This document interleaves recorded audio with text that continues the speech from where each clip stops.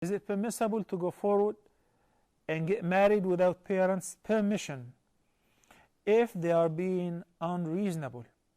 Well, the word unreasonable is very broad, has a very broad meaning, and is very vague. Maybe they're unreasonable, in your view, unreasonable because they said no to the person whom you think that he is your dream. He is Mr. Right, and they think he is not. And they have a valid view. They know for sure this person is not fit for you. And whenever we're talking about the parents, particularly we're talking about the guardian, al-wali. Why? Because the Nabi sallallahu alayhi wa sallam said in the sound hadith, لا نكاح إلا بولي وشاهدي عدل.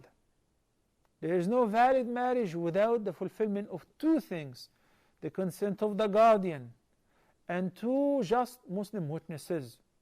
Right?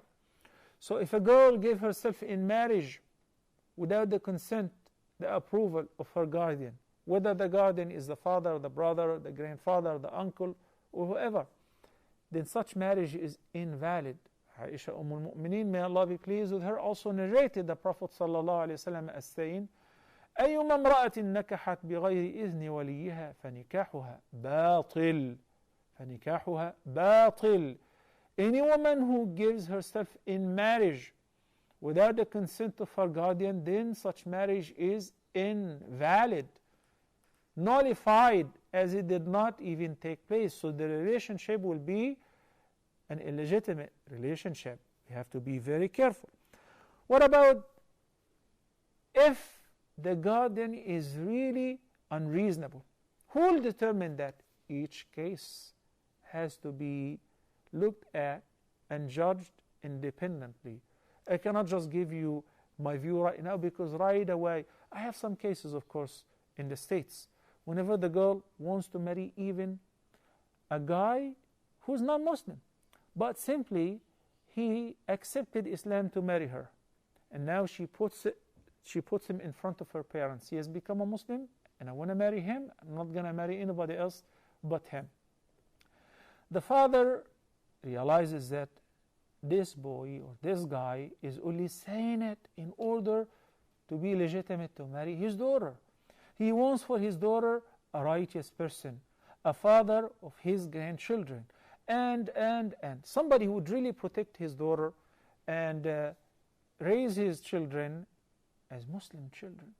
So he has a valid point. So the girl will say, oh, my father doesn't pray, even though he's praying. My father doesn't do this, my father does that. My father smokes, then he is rebellious, then he's not, he doesn't have the right to be my guardian. She will just say anything that happened over years, as we have seen this repeatedly. It isn't sufficient for the scholar or the mufti to hear the words or the claims of a girl who wants to get married without the consent of her guardian.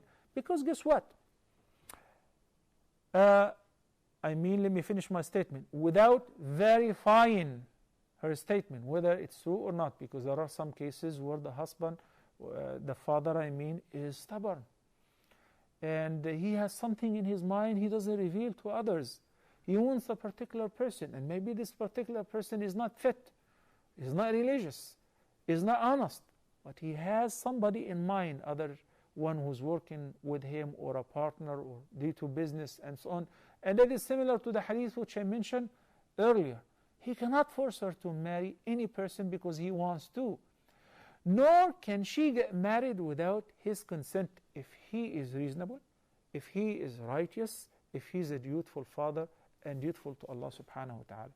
Because of that, each case has to be handled separately.